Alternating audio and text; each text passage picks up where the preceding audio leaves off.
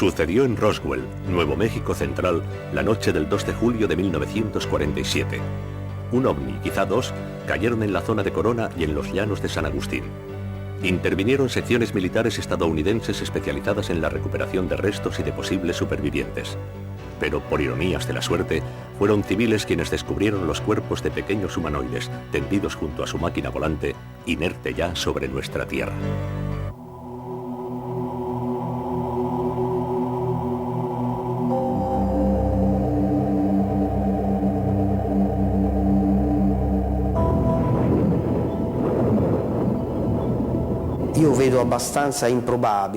Considero bastante improbable que un grupo de civiles se encontrara por casualidad con todo esto. Sin duda, nada puede excluirse a priori, pero lo veo muy poco probable. En efecto, creo que en un episodio como este, dada la relativa proximidad al lugar de los hechos de ciertas estructuras militares, habrían sido estas las primeras en llegar. Y no sé si la idea de que los ovnis a menudo no son detectados puede servir para explicar dicha cuestión. Pienso que todo esto fue de alguna manera comprobado y retirado con anterioridad, lo cual querría decir que los militares llegaron allí, al lugar de los hechos, enseguida.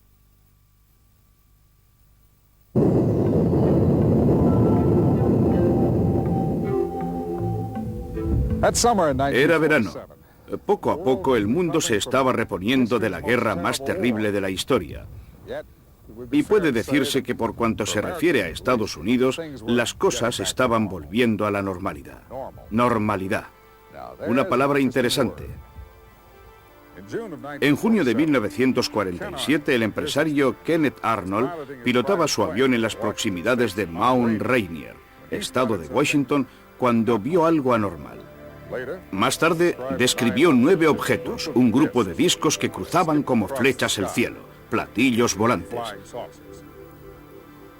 A los periódicos les gustó la expresión platillos volantes, y en poco tiempo, con cada artículo que se publicaba, con cada noticia sobre ovnis, aumentaba el número de personas que los avistaban, repetidas veces y cada vez con mayor frecuencia. Aquí en Nuevo México, entre junio y julio de 1947, las crónicas refirieron múltiples avistamientos de platillos volantes, unos auténticos y otros no.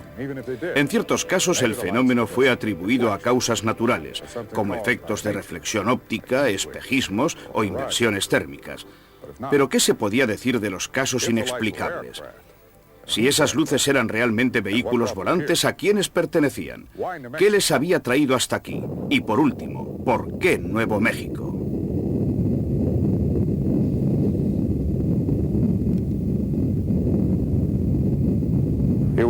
Fue un suceso que conmocionó a todo el género humano. Desde la primera bomba atómica lanzada sobre Hiroshima, nadie estaba ya seguro en la Tierra. He aquí por qué, cuando esas extrañas luces aparecieron en el cielo, las altas jerarquías militares norteamericanas sospecharon lógicamente de los rusos. Pero había quien pensaba de forma distinta. Como escribiera el poeta John Donne, ningún hombre es una isla, al menos en nuestro planeta. Pero supongamos que las ondas generadas por las explosiones atómicas hubiesen podido viajar hacia el espacio y que alguien lejos en el universo estuviera a la escucha. La primera bomba fue probada experimentalmente en Nuevo México, en Álamo Gordo, a unas 100 millas al sudoeste de Roswell. Era el 16 de julio de 1945, 2 años antes del primer informe oficial de avistamiento de un platillo volante. Después de la guerra, la investigación sobre armamento en materia de misiles continuó en Álamo Gordo y en una región próxima llamada White Sands. Parece el Sáhara, pero no lo es. Parece una extensión de arena, pero no lo es. Son dunas de yeso blanquecino, un engaño de la naturaleza. No muy lejos de aquí hay otro lugar que también engaña a primera vista. Es la instalación de misiles Top Secret de White Sands. Después de la Segunda Guerra Mundial, Estados Unidos trasladó a más de 100 científicos alemanes a Fort Bliss, junto a El Paso, Texas, a 2 horas de coche de aquí. Les encargaron el diseño de cohetes. Su jefe era Werner von Braun. El 16 de abril de 1946, los norteamericanos lanzaron su primera versión de un cohete alemán V2 precisamente desde las instalaciones de White Sands. Otros cohetes V2 fueron probados experimentalmente con éxito el 13 de junio, el 10 de octubre y el 17 de diciembre. Este último alcanzó una altitud de 116 millas. Mientras tanto, en Roswell, Nuevo México, la única fuerza de intervención nuclear del mundo estaba constantemente en estado de alerta. Era el Bomb Group 509 de la Fuerza Aérea Estadounidense, que disponía de un arsenal de 15 bombas atómicas. En este mapa se pueden observar 3 áreas dispuestas en triángulo. Abajo a la izquierda, la rampa lanzamisiles. Abajo a la derecha, el aeropuerto militar de Roswell, cuartel general del 509 y del arsenal nuclear. Arriba en el centro, el lugar del misterioso accidente que tuvo lugar el 2 de julio de 1947. ¿Y entonces qué cayó aquí? ¿Un avión de reconocimiento enemigo? ¿Un V2 experimental de los soviéticos? Pronto se demostró que estas hipótesis eran infundadas. La aviación y el Pentágono se apresuraron en trazar una historia de encubrimiento. Hoy tenemos la certeza de ello. La versión oficial de los hechos era falsa. En esta región tan vasta, en las alturas desérticas del Lincoln County, el cielo y la tierra forman una sola e inmensa extensión. Barrida por el viento, es un pastizal perfecto para el ganado, donde el tiempo pasa paciente e inmutable como los ojos de un anciano indio. Aquí vivía y trabajaba desde siempre un ganadero. Su nombre era Mac Brazel. La mañana del 3 de julio, Brazel encontró unos misteriosos restos esparcidos sobre una superficie de poco menos de un par de kilómetros de ancho. Estaban por doquier, asomaban entre la arena mojada y por los agujeros llenos de agua de lluvia. La noche anterior, una violenta tormenta había sacudido el desierto, y Mac Brazel recordaba haber oído un trueno más fuerte que los demás, demasiado fuerte para ser un trueno. Al observar los restos esparcidos por todas partes, Brazel se preguntaba, ¿habrá sido un trueno o ha sido una explosión?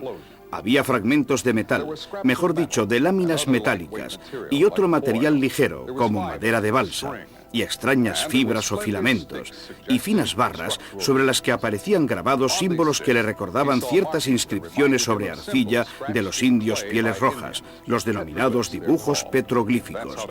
Más tarde, algunos testigos los describirían como muy similares a jeroglíficos egipcios. De cualquier forma, ese día Mac no pudo pasar con sus ovejas, por lo que de ahora en adelante llamaremos el campo de los restos para llegar a una fuente a más de 1 milla de distancia. Los animales evitaban el lugar rodeándolo. Brazel recogió algunos fragmentos y se los mostró a sus vecinos Floyd y Loretta Proctor. Nos descubrió aquella cosa. Nosotros le aconsejamos que fuera a Roswell y lo comunicara a las autoridades, ya que existía un premio para quien señalara el avistamiento de ovnis. Bueno, entonces los llamaban platillos volantes. Esa tarde, tras la visita a Loretta Proctor, Mac volvió al campo de los restos. Según su hijo Bill, Brazel recogió un fragmento bastante grande y lo colocó en esta caseta para el ganado, 3 millas al norte del lugar del accidente, todavía en buen estado después de 50 años.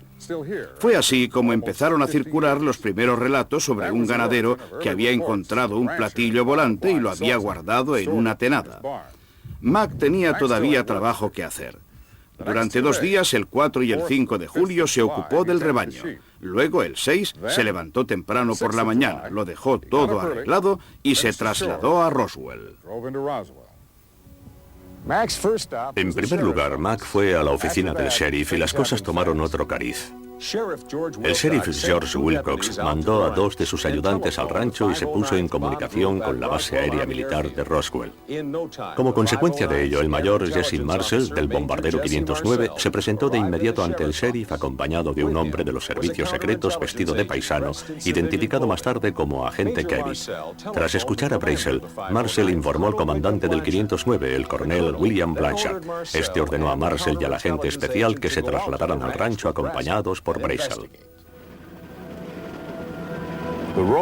La carretera no es ahora mejor que entonces. Llegaron cuando ya había oscurecido. Entretanto, los 2 ayudantes habían regresado ya a Roswell con su versión de los hechos. Dijeron que no habían podido localizar el campo con los restos, pero que en el pastizal habían encontrado una huella en círculo con la arena licuada y vitrificada. El mayor, el ganadero y el agente de los servicios secretos pasaron la noche en el refugio del pastizal. Durante la noche el mayor Marcel volvió aquí al recinto del ganado y trajo consigo un contador Geiger para determinar el grado de radiactividad en el fragmento que Brazel había conservado. No era radiactivo. Al día siguiente, 7 de julio, introdujeron los restos en el Buick del mayor y en el Jeep del ejército. Al oscurecer se dirigieron hacia Roswell. Don Schmidt dirige las unidades de investigación del Center for UFO Studies de Chicago. Kevin Randle es un agente del servicio de inteligencia y está en la reserva de la Fuerza Aérea de Estados Unidos con el grado de capitán. En septiembre de 1989, el Center for UFO Studies organizó los primeros trabajos de excavación donde considerábamos que había tenido lugar el accidente del OVNI. El equipo estaba formado por 10 investigadores, entre ellos 3 científicos, 2 expertos en arqueología y 2 técnicos del Laboratorio Nacional. Nos concentramos tanto en el campo de los restos como en las zonas limítrofes. Teníamos una remota esperanza, que entre cavernas con una amplitud de incluso 300 metros, con un buen equipo arqueológico, se pudiera encontrar algo. Según Smith y Randle, desde el inicio, el coronel Blanchard y los hombres de su equipo estaban convencidos de que allí, en medio del desierto, se encontraba la tripulación del vehículo caído y alguno de sus miembros podía estar todavía vivo. La tarde del 8 de julio, Mac Brazel sobrevoló el área del accidente a bordo de un avión militar para colaborar en la búsqueda de supervivientes o de cadáveres. Anteriormente, Kevin Randle había reconstruido ya la ruta de ese vuelo. Esta vez se encontraba a bordo una cámara nuestra. El vuelo de reconocimiento del 8 de julio formaba parte de un esquema de investigación del Bomb Group 509 para encontrar otros posibles restos de la nave. En efecto, fragmentos de esta podían haber sido lanzados más allá del campo de los restos. Mac Brazel se encontraba a bordo del avión, conocía muy bien los puntos de referencia y en caso de localizar otras partes de la nave, Brazel podría dirigirlos rápidamente hacia el lugar del accidente. El objeto había rozado el campo de los restos del otro lado de ese promontorio y estaba ganando un poco de altura. Kevin no tiene dudas al respecto. La nave voló aún durante unos segundos después de la explosión. Recorrió unas 3 millas y luego cayó sobre la base del promontorio rocoso que puede verse enfocado. Este, según Kevin Randle, es el punto del impacto. Por ironías de la suerte, los primeros que llegaron a él fueron civiles. Las descripciones de un segundo punto de impacto fueron ofrecidas por 3 testigos distintos, un ingeniero civil, un arqueólogo y un militar. Todos ellos testigos oculares. Probablemente el lugar fuera localizado también durante el reconocimiento aéreo con Mac Brazel. Según los testimonios prácticamente idénticos, un objeto volante de forma circular se había estrellado en un aterrizaje forzoso. Junto al disco, tendido sobre el terreno, había varios cuerpos de pequeños humanoides, con una estatura de apenas 1 metro, muy delgados y con una cabeza muy grande para los estándares humanos. Esta es para Randle y Smith la versión más verosímil de lo sucedido la noche del 2 de julio de 1947. El ovni habría chocado contra el suelo en 3 puntos distintos: el campo de los restos, el círculo de arena vitrificada y este lugar, donde se considera que fueron hallados el disco y sus ocupantes. Sorprendida por una tormenta eléctrica, la nave sufre una avería. Pierde altura hasta rozar el suelo o incluso aterriza durante unos segundos. El calor intenso de la astronave vitrifica la arena. El objeto pasa por graves dificultades, pero consigue proseguir unas millas, dejando tras de sí el campo diseminado de restos, y es así como finalmente un viaje de años luz en el espacio termina en el desierto de Nuevo México. Para los miembros de la tripulación heridos y abandonados a su suerte, la muerte es inevitable.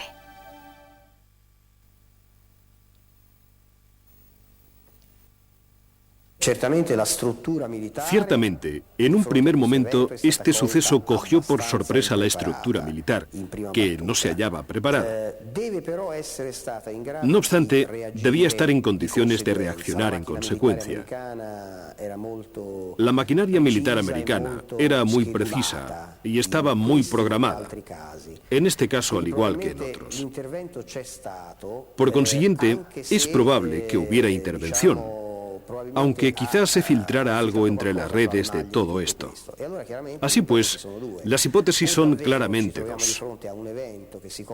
O realmente nos hallamos ante un episodio ocurrido con anterioridad y del que después Brazel se hallaría en la situación de descubrir una pequeña parte, aunque realmente llegara a sacarlo todo a la luz. O bien podríamos plantear la hipótesis de un suceso que fue en realidad totalmente gestionado por los militares americanos, en un primer momento sin ninguna comunicación con el exterior,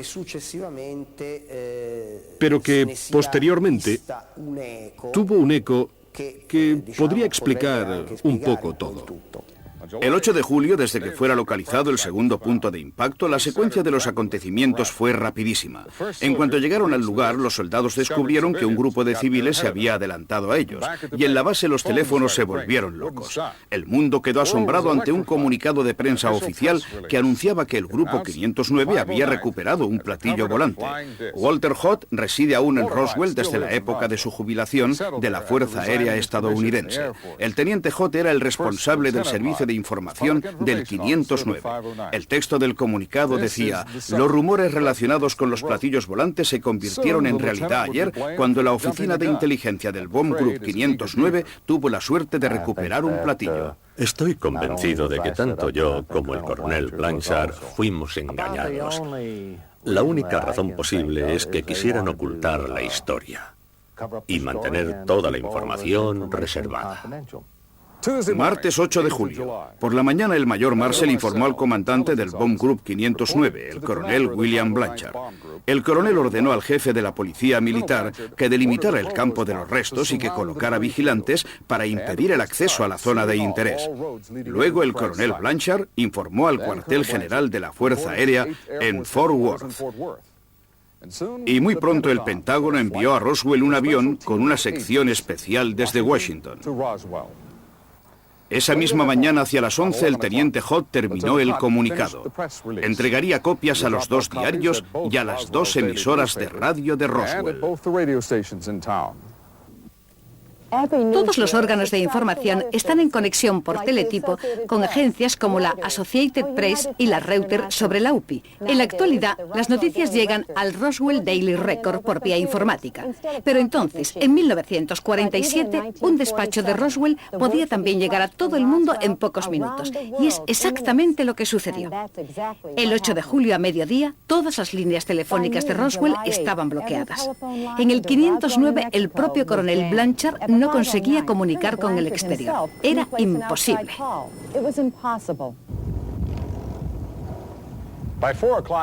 Hacia las 4 de la tarde, después de colaborar en la localización del segundo punto de impacto, Mac regresó a Roswell.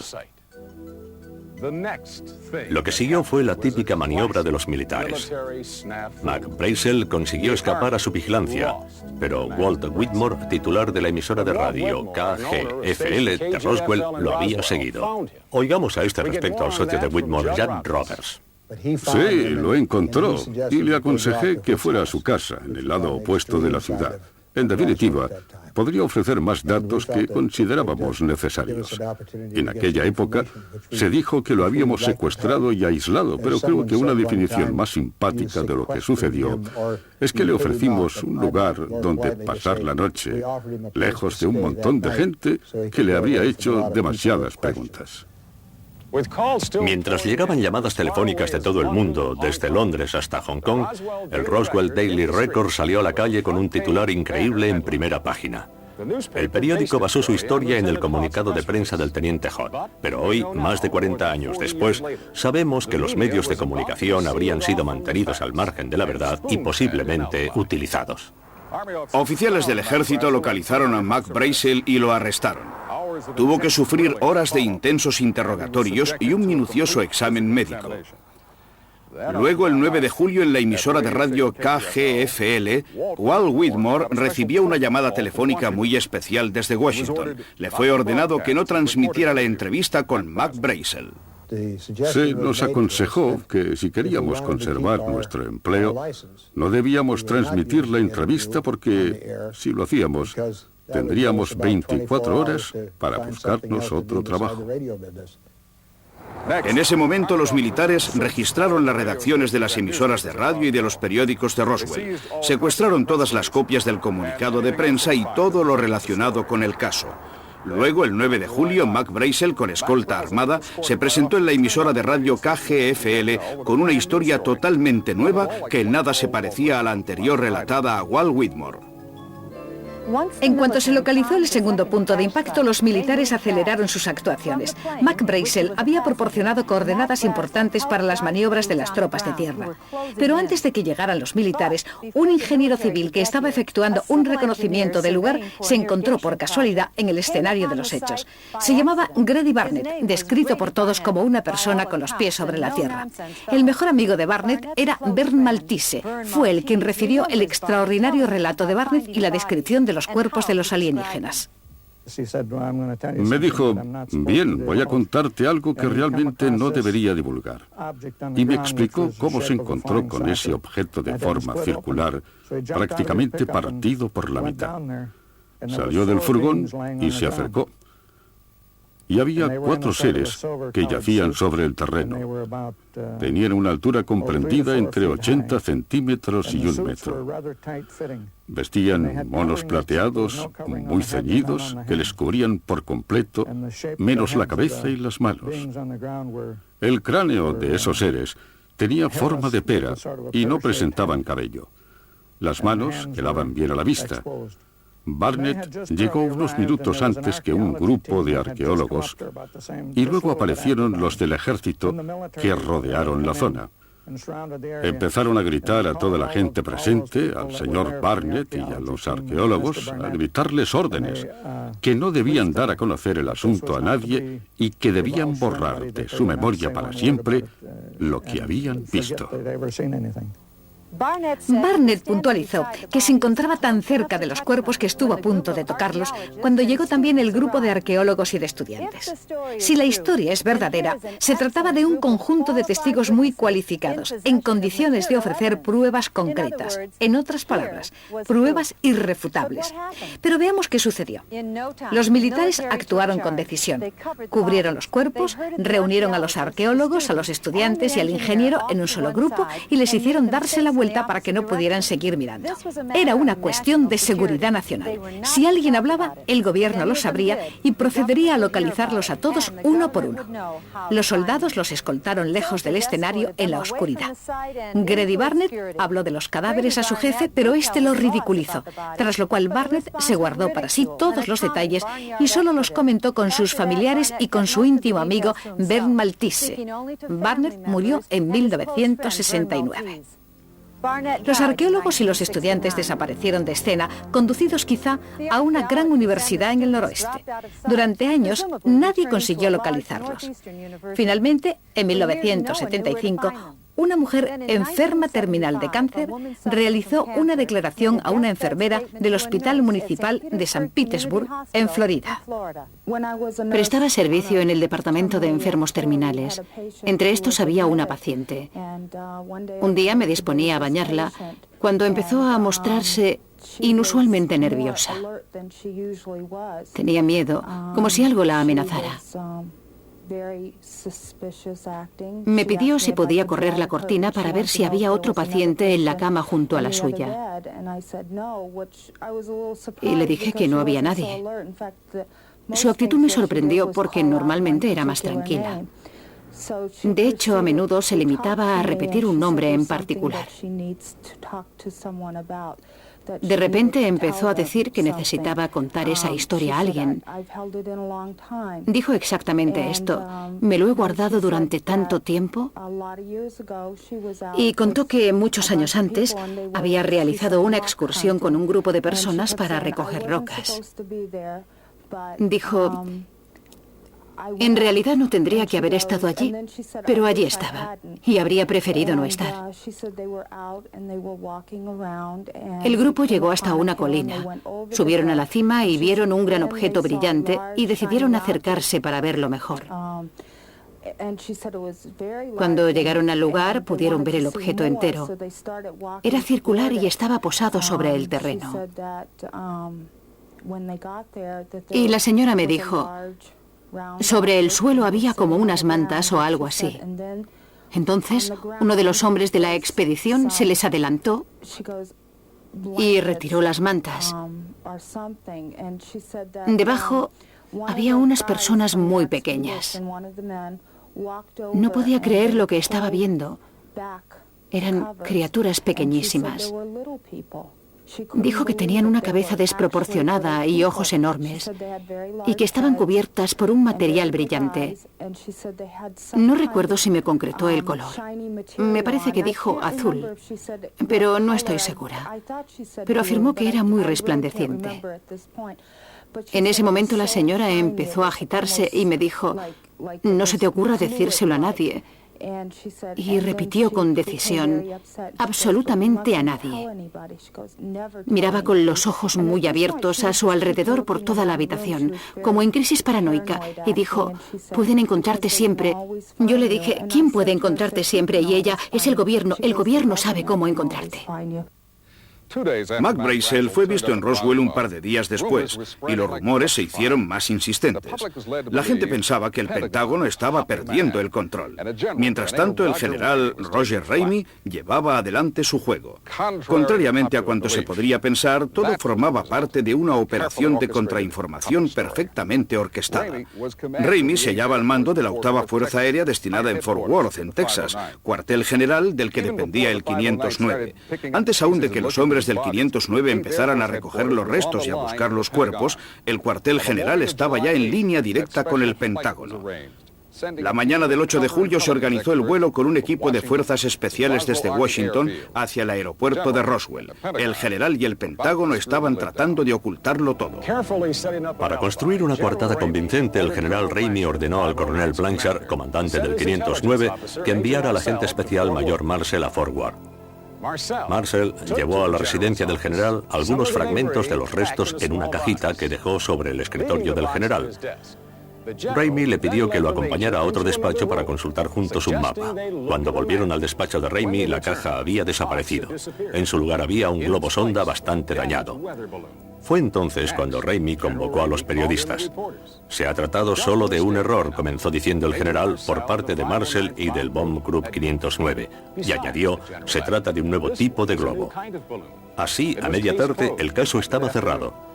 Pero, como sabemos, parte de los restos habían sido entregados al general esa misma mañana. Y entonces, ¿cómo es que, si se trataba solo de un globo meteorológico, no lo había dicho inmediatamente? Para desactivar la bomba y tranquilizar al Pentágono. El doctor Jesse Marcel tenía 11 años cuando su padre, el mayor Marcel, llegó una noche a casa con el coche cargado de extraños objetos. El doctor Marcel vive en Helena, Montana. El padre les despertó a él y a su madre hacia las 2 de la mañana y les enseñó lo que había encontrado. Nunca había visto nada parecido. Lo que más me asombró de esos materiales fue las incisiones sobre algunas partes de los restos. Eran como barras o radios sobre cuya estructura se hallaba grabada una especie de escritura. Pensé que parecían jeroglíficos, pero no lo eran realmente. Era como una forma de escritura con formas geométricas y símbolos, especialmente a lo largo de la superficie de cada barra. El color, o mejor dicho, la gradación de color, era violeta, parecía grabada en relieve en el metal. Para mí este es el elemento más peculiar de esos restos. Sé con certeza que no se trataba de un globo meteorológico o de un blanco de radar, como declaró la Fuerza Aérea. Porque aunque yo entonces era solo un niño, ya sabía distinguir un globo sonda de lo que tenía delante. En efecto, usaron el globo para ocultar la extraordinaria naturaleza de los restos. Y comprendí que detrás de todo eso había algo fuera de lo común. Mi conclusión fue que venía de otro mundo. En mayo de 1990, el doctor Marcel aceptó someterse a hipnosis. Don Schmidt y sus colegas querían indagar en la mente del doctor para tratar de dibujar los signos indescifrables presentes en esas barras que parecían radios estructurales.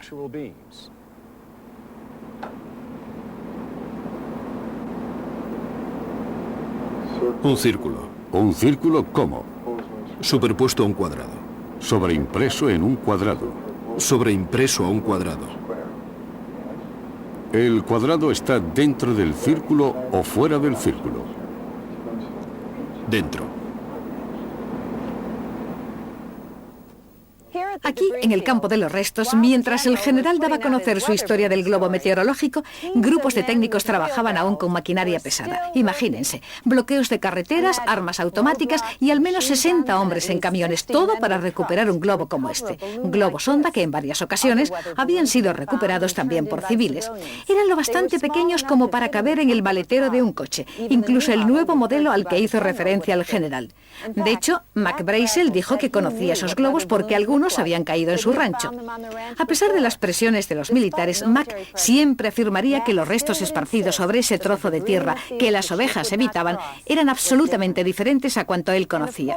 Y obviamente los globos meteorológicos no tienen pasajeros, ni tan siquiera tan pequeños como los presumiblemente hallados en el segundo punto de impacto. Ahora bien, volviendo a lo que se decía en Roswell, si realmente se encontraron unos seres, ¿es verdad que uno de ellos estaba todavía vivo?